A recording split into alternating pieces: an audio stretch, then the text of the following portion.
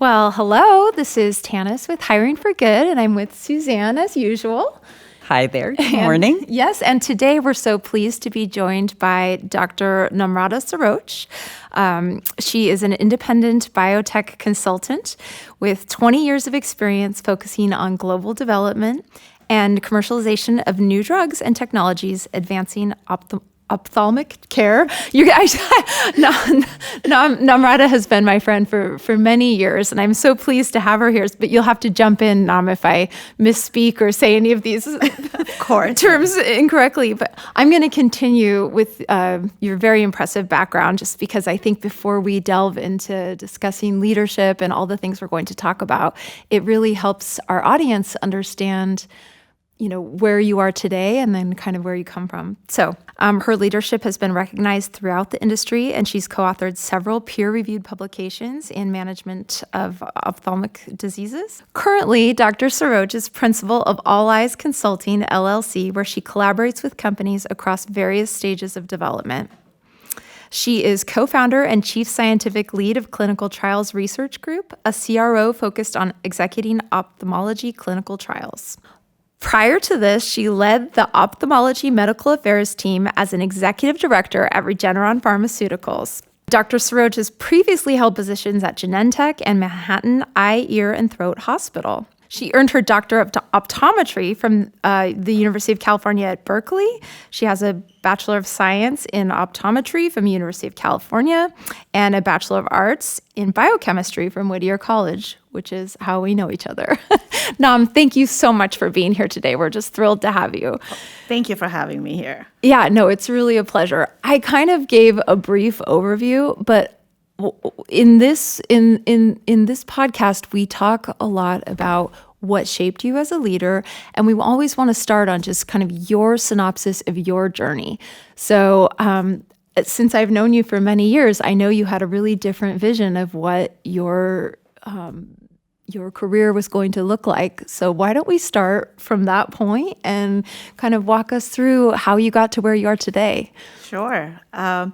So I'm told, I don't remember this because I was only 3 years old, that I used to go around the house saying I'm going to be an eye doctor by my parents. And they never told me that till I actually enrolled in optometry school and said I'm actually going to go be an eye doctor. Vision care is something that's been very, very passionate for me since early days. And once I got into optometry school and once I started practicing right after school, I realized that I'm one of those people who gets bored very quickly. I need to be very, very active, Tanis. You know that really well. So I started thinking about what is it that I'm going to be doing in 10 years. And I think that's the first lesson I learned about starting a career is there's not one path. You have to be carving your own path as you move forward. And it's okay to have different paths. There used to be sort of this thinking that, once you decide on a career, that's what you stick for the rest of your life. I think things have changed. There's so many more options now. So why stick to one thing? Use your skill set to kind of keep expanding and creating maybe a more active sort of career for yourself. I went hunting and I said, what am I going to do with this? I know I want to be in eye care. Try telling Indian parents that you've gone through 8 years of school and you don't want to practice anymore. It's not the funnest conversation. I stumbled upon the hospital, Manhattan Eye, Ear, and Throat Hospital, where they were looking for clinical research personnel. I had no idea what that was. But this individual, this lady that I met who is still very, very prominent in my life, talked to me for 10 minutes and she said, let's do this together. I'm like, all right, we're doing it. I have no idea what I'm signing up for, but we're going to do it. And that's how my clinical research sort of career started. And after a few years, it was time, that's a sort of a very natural move to move into industry if you choose to advance. Once again, took a position that I had no clue what it was all about. But you learn on the job, you move on, you ask for help when it's needed. Another very important aspect of leadership that people tend to overlook. And that's how my industry career started. Great. And so then once you left Manhattan eye clinic or the eye hospital. How did you moving into industry? You were a researcher at that point. Did you come in as a researcher? Because I believe you ended up somewhere quite different. Yes. So it's an evolution of researcher. Holding your own network and creating that network is so important. I was very lucky to work with a very prominent group of retina specialists. That's my field, and who really encouraged and supported me. And this goes back to commenting on, sort of women in a very male-dominated field. And I truly believe that it's a skill set that moves you forward. You do have to work a little tiny bit extra hard, but for the most part, it's your skill set that moves you forward. And these guys were very, very supportive. So when the company came looking for the personnel, I was a medical science liaison when I first started. They are the ones who actually told the company that they should hire me, knowing that I was not going to work for them. So that's the kind of level of support that they gave me. So yes, I went to work on a product. Honestly, I had no idea what an MSL was. I sat in every training I could possibly sit on for launch. We were launching this new product because I'm like, I don't even know this verbiage. Like, I have no clue. And that's how I learned. And so from that onwards, this is MSL sit in what's called the Medical Affairs Group. Eventually ended up heading the Medical Affairs Group for my next company, Regeneron. That's amazing. And again, it's always so interesting to me that nobody's career is this straight path. Like you said, you could have just stayed as an eye doctor and had 30, 40 years there, but you chose differently. And I think it's all, we have these formative learning experiences, whether it's a mentor, something you exceeded in, or even failed in. What were some of those formative leadership experiences you had? So I think one of the most prominent leadership skills is the ability to learn, right? You're learning all the time. Well, none of us are born leaders, right? You have to learn and be confident in what you have to be a good leader. So that curiosity to learn has always been with me. I always say I'm most worried about intellectual boredom. Right, I consult now, which I took a step back from full-time job, and every day I'm sitting going, how am I not going to be intellectually challenged? Right, that's what I really want to be. So I think that continuity of learning is so critical for leadership. I think there's another aspect which I learned much later in my life. I'll be honest. I was very ambitious, very go-getter. It was about put your head down and keep working. It's a very Indian immigrant mentality in me. Trying to be receptive and a little more empathy towards your coworkers is very critical. This was something I have to say I learned when I was heading a team at Regeneron, where I had to actually learn how to be quiet and listen, because I'm one of those people that when you're talking, the opinion is already forming, and literally had to train myself: be quiet, listen, and let them finish their thought before I interrupt them. So the ability and empathy to listen to others is really critical. I think with those two qualities, you really can be a good leader. And never second yourself, right? The moment you second yourself, people can read that on your face. As I mentioned, I took positions that I had no clue about, but something told me I'll go do it. And you try. If it doesn't work, then you move on to something else. Nothing is a finality for us here. Yeah, absolutely. And you talk about these core values and I wrote some down. One was the ability to ask for help. Mm-hmm. You also brought up continuous learning and curiosity, empathy, and never kind of questioning yourself, like it's okay to fail.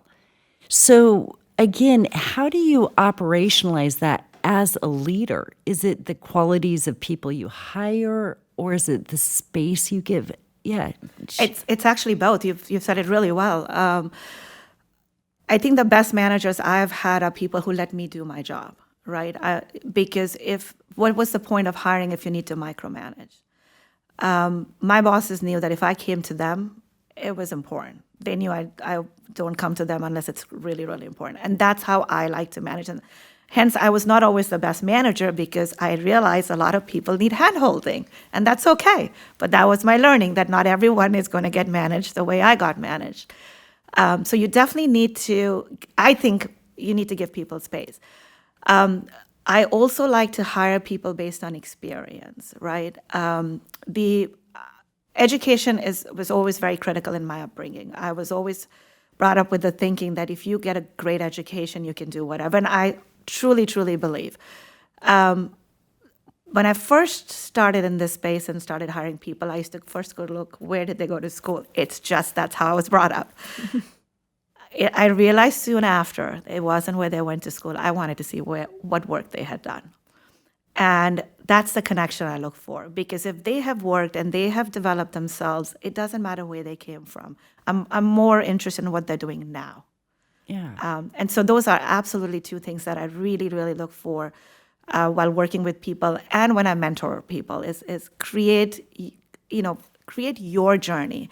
Don't try and follow somebody else's journey. And that only can happen with your own experience and getting the space and the flexibility by whoever you're working with to develop. Mm-hmm.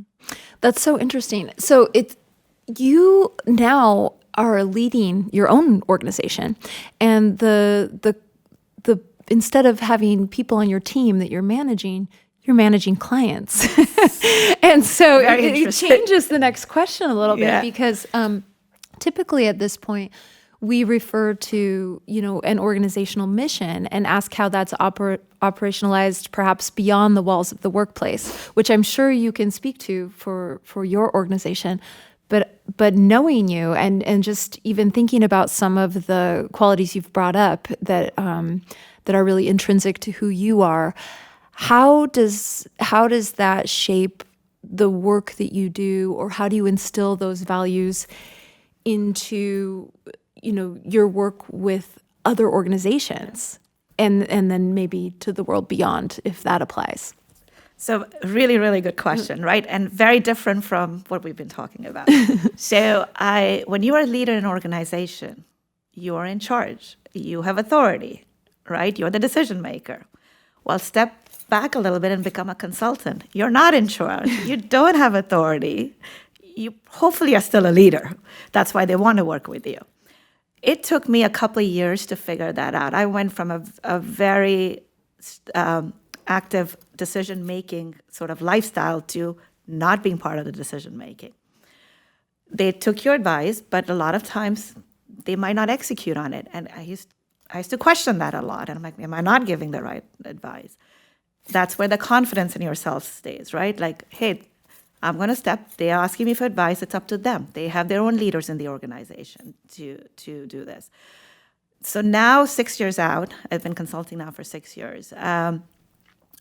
I am much more comfortable doing that. I know how to do that a little bit better, I think, where I'm very candid in my opinions and my thoughts, but I'm very respectful that there's an organization, that there's a team there that has to make the decision. Fortunately, it's worked, but the leadership quality, as if you're advising clients, is patience. Mm-hmm. Understanding on a different level, because you really have to understand what they are asking of you and what are they trying to accomplish, because you're not living their life every day. Mm-hmm. When you're in an organization, that's the life you're living every day. Now you're bringing an outside perspective, and not all outside perspective is credible for them, right? So you have to be very careful. Words like, may I suggest, maybe this way, those become much more integral in your life versus this is what we're going to do. Yeah. So it's a very different style of leadership now. And they've brought you in because you have some experience and expertise that their team does not have at this time. So you have to also understand that team is growing and is going to take charge and leadership, and then you might have a different role with them. Mm-hmm. So again, appreciating sort of this dynamic sort of way of working independently without anybody coaching you. It's a very interesting, I love it. Don't get me wrong. I absolutely love it. I don't want to go back to full-time job ever. But it's been a lot of learning. I left saying, I can do this. Of course, I know my skill set. Much different skill set needed now. Well, and I think that's a great point to bring up because you do have the hard skills. But now as a consultant, you're learning the soft skills. Yeah. And it's the people and how do you communicate to the people? So what are some learnings that you've had over the last 6 years? I think the first one is to understand what is it that they really want you to help with. As Tannis pointed out, I do sort of different stages of companies, and everybody has a different need. So really, really trying to understand. I'm very honest with all my clients. I don't, just because someone comes to me, I don't say, let's sign a contract and let's start working. I actually spend some time talking to the client to really understand what is it that they want, because sometimes what they're asking for, looking for, that's not my specialty, right? On the superficial level, it might look like it. But actually, when we start talking about the work, sometimes it matches, sometimes it doesn't. So really being honest about what you can bring to the table based on your client's request. So that's the first communication that's needed. Then being respectful of the people who are in the organization, right? A lot of organizations I work with have personnel who have not had this many years of experience. So you might come in with arrogance and say, of course, I've been in this business for so long. I know what I'm talking about. No, that's not the case. You can never, ever, ever say that. You have to say, I have experience that I can share with you so you can have those experiences, right? So it's, again, this goes back to sort of being empathetic and considerate. But before it was to your own team members, now it is to your clients. Like really, because any time, I don't know if you've had situations when consultants come in or outside people come in, people are threatened a little bit. Like, am I not doing my job right? Mm-hmm. And my goal always is communicating to them that I'm here only to help. I'm not interested in your, and then really being there to listen to them. There are different organizations I work with different size teams, and there are certain individuals on those organizations that just use me as a soundboard. Like they just want to say, hey, I dealt with this. Did you deal with this? And so really a little bit of the mentoring aspect comes in there, because for better or for worse, I've had decent amount of experience launching products now. So I always tell people, I go, I probably have a story to tell anytime you have an issue, so let's talk. So just having that being there as a listener and almost as a mentor is very helpful. Mm-hmm.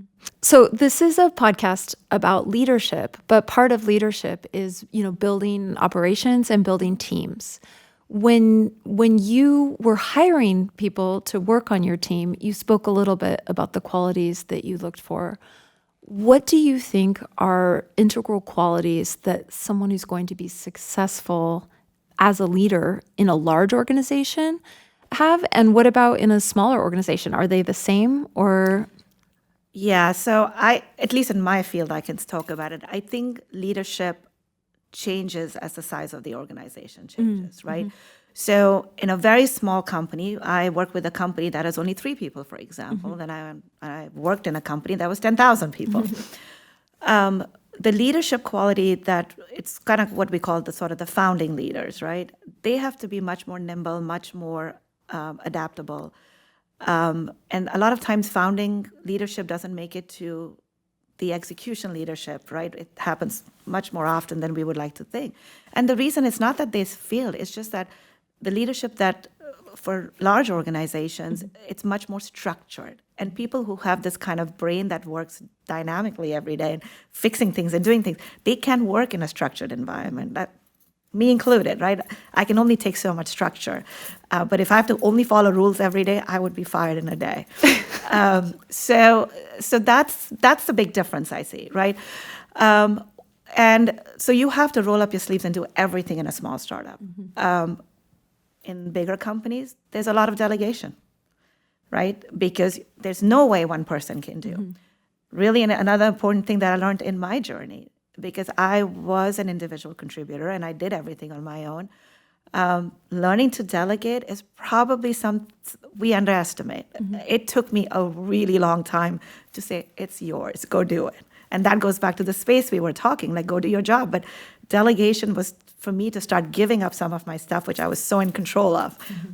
And it works. I learned it works. Now I'm happy to delegate. But that's another journey of so that's sort of the evolution of the leadership. I think it's the the flexible environment to a structured environment, and learning to delegate to your team and not being in control of everything. So what qualities do you look for when you're hiring leaders? Number one is experience. There's nothing, and it doesn't have to be the traditional experience. It's just as somebody who's really worked hard. You can sense that. The one thing I'll say something. Too much movement is something that makes me pause a little bit if they've really jumped around for no reason. There are sometimes very deliberate reasons for it. So experience is really, really critical. I also look at how, for a leader especially, right, how interactive and communicative they are. If you are very sort of stern or very sort of amicable to talk to, I think one of the reasons my teams have done well and the teams that I've worked with is there's such a communal sort of environment. And the teams that I know didn't work well when there was too much of a hierarchy. And that's the sternness versus the amicable part I'm talking about. You don't have to be loved, but it's a communal environment. I think those are probably the most important things that I would look for. And of course, there's so many other aspects of sort of what other specific to the job you've done. That's different. But from a personality perspective, that's what I would look for. Yeah, and it's interesting, again, these learnings that we, with experience, we gain. So when you look back, what advice would you give your 20-year-old self? Learn to let go. No, I would tell the 20-year-old, which is the number one thing I've done in my life, is take risks. I would say take every risk possible. You're not going to fall. And even if you fall, you learn something from that, right? I think Tanis might know this. I believe in this statement, and that I try to live a life of no regrets. Not because I've not made mistakes. I've made plenty of mistakes. Look at everything as an experience. A bad experience, it's still something you learn from. So for me, that's why you can take the risk, because there should not be any regret about taking it. That's the number one advice I would have given myself. Unfortunately, I think I did it, so I'm okay. Yeah, can you share with us one example of when you've taken that leap, you've taken that risk, and it didn't work out? Oh. Well, it's all relative, right? I would say that it's not that it didn't work out. It was how much work I had to put in. So I'm not saying it's been an easy journey in any way, and that's why I don't like to say it was a failure, because there's small events that happen. But when I got hired at Regeneron for leading this team, again, I was encouraged by the physicians I worked with to go. They are the ones who supported and I had experience, but on paper, I probably did not have as much experience that role needed. But these guys believed in me and said, go do it, and we'll support you. One of the individuals who I respect a lot said this to me. I hold him to the utmost respect. He said, you're not experienced enough, but we know you can do it. That thought stuck with me every single day that I went to the office. And it took me 2 years to prove myself. Trust me, it didn't happen overnight. But that was the risk I took, that I was so scared that I was going to fail. So the failure was in my head, because I'm like, I don't know how to do this. I don't know how to do this. And then that thought would take me forward, that go do this. There are people believing in me. So I don't answer your question directly, but I'm just saying it was not an immediate success. It just still took time. Well, I have a question. Okay, go for it. Yeah, I'm like that. That's so interesting. So, in that scenario, fear of failure was a really big catalyst for you. Do you think that that's optimal? No, it wasn't a fear of failure. It was fear of letting the people down who supported me. Yes. Okay. Yes. That was what drove me. Right. So, for better or for worse, there's been a lot of support, like even moving to the United States at a very young age. It was the fear of letting my parents down, right? Because the investment they had to put in for me to come here was huge. So I have this sort of innate nature to to keep up what people are expecting from me. Some might say that's good, some might say that's not that great, you shouldn't, but I do it because I respect these people who are putting so much support behind me.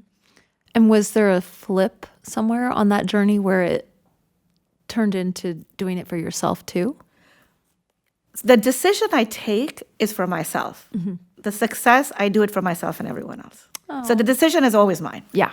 Because I'm the one who has to do it. Right. So I'm not doing it because somebody told me to do it. I'm doing it because I know it's the right thing to do. But the support takes me forward. And you've had that support and this incredible mentorship, throughout your career. And you mentioned early on that being a woman in a male-dominated industry. So I'm going to ask you the same question about the advice, but what advice would you give a 20-year-old newbie woman starting in this industry? The number one thing I'll say is rely on your skill set. Don't bring gender up before your skill. Bring your skill first. Yes, gender will come up. I'm not going to deny that. But if your skill set is good, the respect will come. And so that's the number one. Till this day, I do mentor a few women, and this is my standard line. Don't think about, I'm a woman in this man's field. Think about, I have these qualifications to be in this field. So that would be the first one. And you have, this is where sort of I do know the difference comes is you do have to work a little extra hard. It is just, that's the nature of the game, right? Either you can fight it or you can just do it. And I did it. Yeah, absolutely.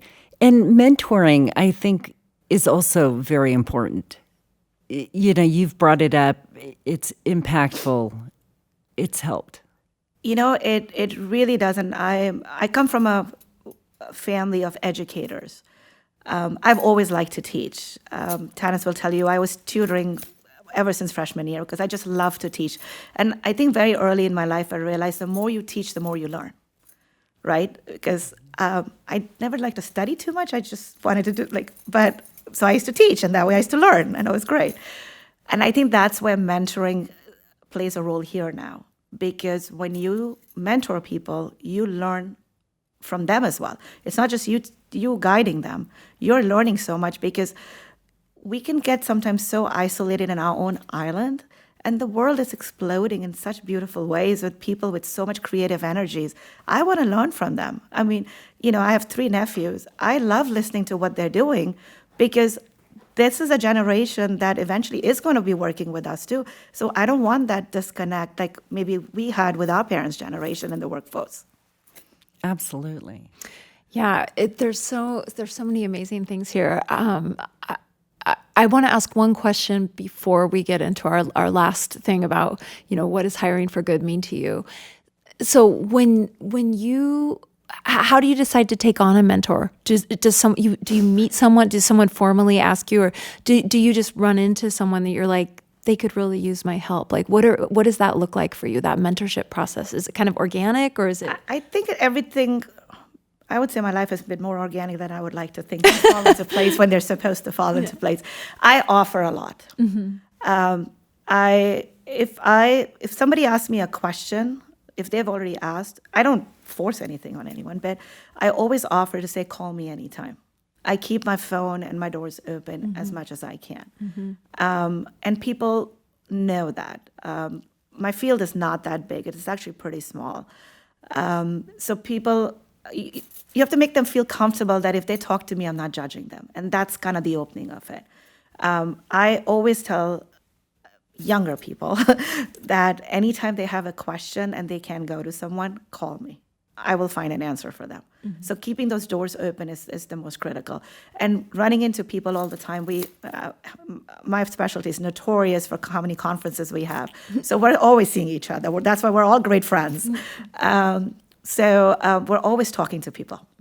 Yeah. So creating that sort of kind of very sort of open environment that there's no judgment is probably how I connect with people. And then one follow-up on that, how is that process shaped by the people that supported you? Oh, I learned it from somewhere, right? Yeah.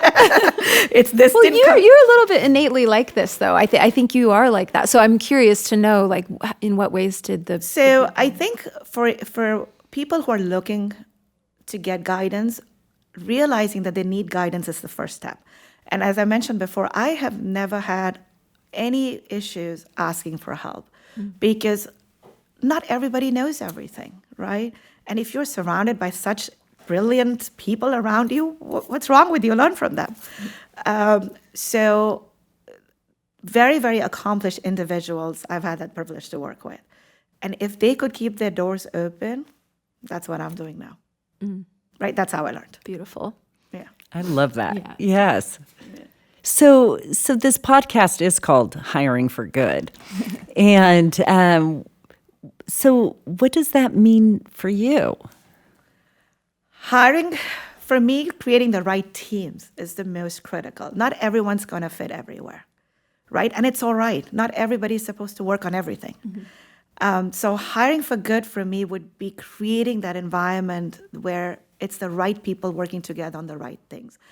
One of the things I do ad hoc it's not official consulting, but because I work with so many companies, if people are looking for individuals to fill up positions or people that I've met, they're looking for a new position, I try to match them. I'm a matchmaker, I guess, a little bit.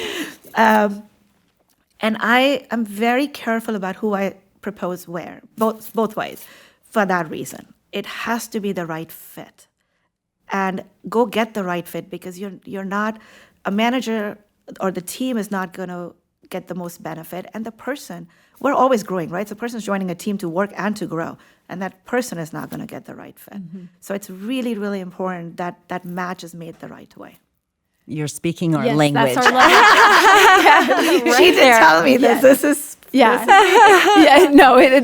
that is exactly what we always say too, and it is so important. So that's it is beautiful. hugely important. I think people look at the individual. I like to look at the individual in context of the team. Right. 100%. Yeah. And it's all those small nuances that unless you understand that team, it's hard to match that. Yes. And because every person, is different and every team is different. I'm going to say one thing which might not resonate, but I think one of the other things that people have to understand, if things are not working, it's okay to walk away. Oh, what a good. Right? It's not a failure. This was not working. I'm going to go use my experience somewhere else. And it's okay. There's nothing wrong with that. Wise words. I love that. And I also love intellectually boring. Like you said that earlier on, and it's stuck in me. And I love that of always being challenged and thinking. And I'll do a positive on that. I call it intellectual curiosity. There you go.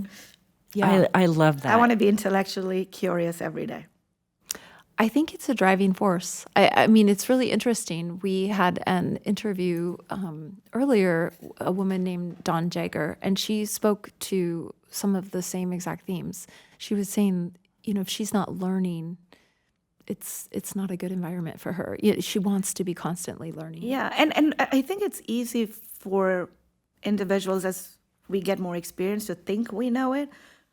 We know that job, but we do go do something else. It's going to be new learnings. I work with sort of now more personnel, sometimes less science, right? I didn't develop big personnel structures before, but now you learn. It's something different to learn. Yeah. So there's every role you're going to take in life, something else you're going to learn. And that's why learning to walk away when things are not great or plateauing. I walked away from my last company, Regeneron, not for any other reason. I had plateaued. I wanted to go do something different, and I knew that if I stay there, I'm going to be doing the same job. So every role will give you a new experience. It doesn't matter personally, professionally, right? It's everywhere. We just need to acknowledge it. Well, that's beautiful. I don't think that there's any better way to end, honestly. Thank you. Thank you so much for being here and sharing. It's amazing that you've had all these experiences and can really bring it all together. And I think that's beautiful. So thank you so much for coming and sharing this with us. Thank you for having me here. This was amazing. Yes, you can catch Namrata. She'll be back in Oregon to speak to Oregon Bio Women in July. She'll be here to kind of share some of her wisdom in person, and then she's working globally with all kinds of organizations to support them. So thank you so much for coming to Hiring for Good, and it was just such a pleasure to have you here. And I have to say, if you like, follow, and subscribe, there you go. All right. Thank you. Thanks for joining us today at Hiring for Good. If you were inspired by our conversation, don't forget to like, follow, and subscribe wherever you get your podcasts. And if you want to learn more about our executive search services, check us out at www.hiringforgood.net or our company website, Acumen Executive Search. Thanks so much, and don't forget to join us next time for another in-depth conversation about transformational leadership. Until then, have fun.